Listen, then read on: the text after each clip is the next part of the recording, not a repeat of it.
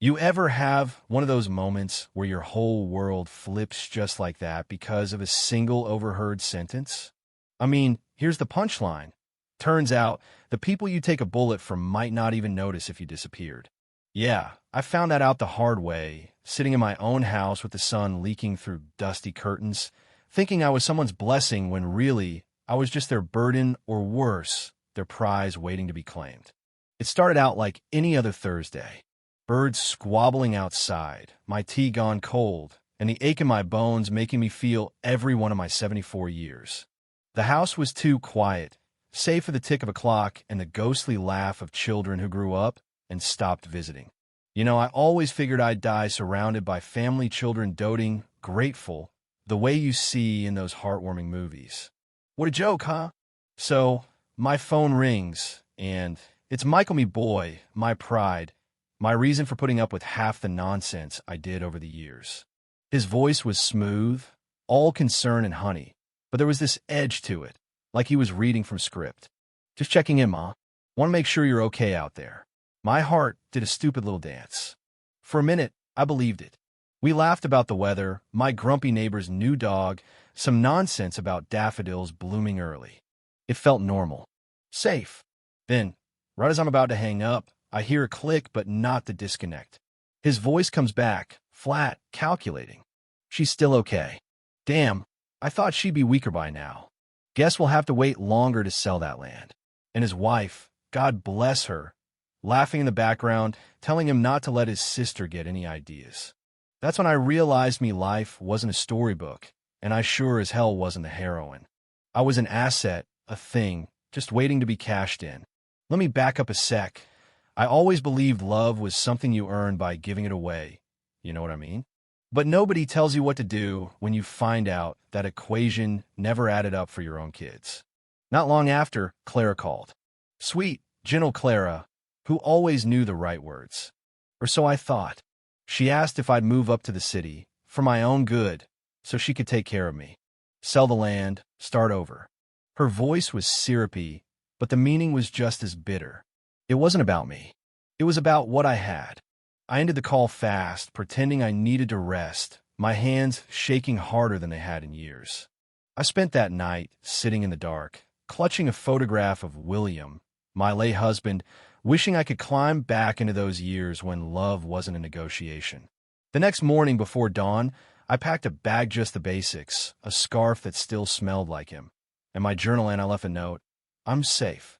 I need a little time away. Don't worry. Locked the door, walked out into the crisp morning, and just kept walking. Didn't have a plan.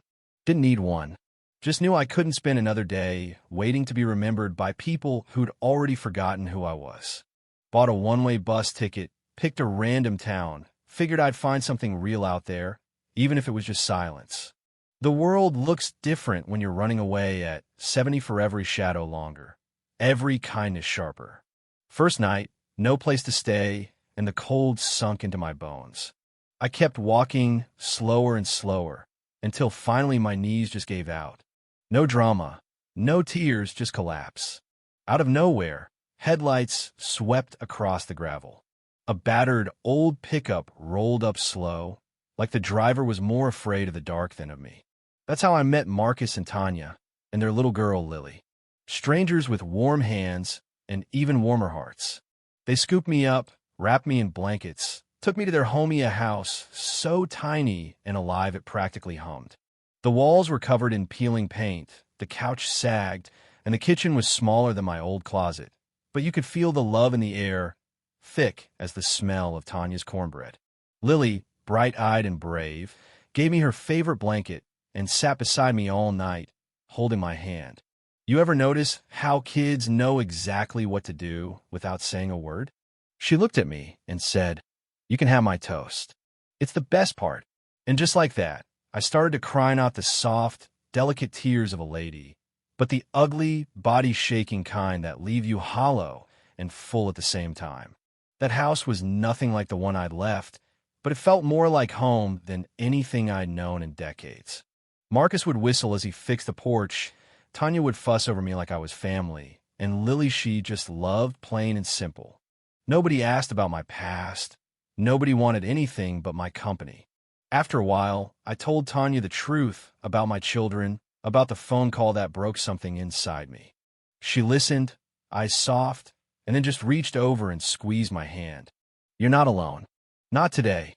And that was it. No speeches, no judgments. You want a twist? Here's one. I became the grandma Lily never had, and she became the reason I remembered what love actually looks like. We picked beans, hung laundry, sang old songs on the porch. I learned to live in the slow hours, to breathe again. You ever have one of those days where you realize you're exactly where you need to be? Yeah, that happened. But good things never last forever, right? My body was tired, and I knew my time was short. I left the Harris family with hugs and promises, and a gift they'd never expect a share of what I had left, tucked into a plain envelope for Lily's future, for Tanya and Marcus to fix up their home or chase a dream. Didn't need thanks. I'd already gotten more than I could ever repay. Back in my own town, I tied up loose ends, sold the house, gave a rest to a children's Sheratino fanfare, no goodbyes. Just a letter from Michael and Clara, left on the mantle of a now empty home. I told them the truth, the kind you can only say when you finally let go of the hope that they'll come back different. Love, I wrote, isn't a transaction. It's showing up when it counts. Maybe, just maybe, they'd understand one day. As for the Harris family, a year later, they found my letter and that envelope on their porch. Me, last way of saying thank you. Lily wanted to write me back. Marcus just nodded. Tanya cried a little. And together, they held on to that envelope the way you hold on to a memory that makes you better, not bitter. There's a small headstone at the edge of the cemetery now. Nothing fancy, just my name and a single line. She found peace and kindness. That's all I ever wanted, really. Not riches, not a legacy, just a place to belong, a reason to believe that maybe, if you're lucky, you get to write your own ending, even if it isn't the one you expected. So what do you think? Is family something you're born into, or something you find out there in the world sometimes in the most unexpected places? You tell me. Leave your thoughts below about love, about justice, about what it really means to belong. Because if there's one thing I know for sure, it's that kindness real, no strings attached kindness is the only thing worth holding on to when the story's over.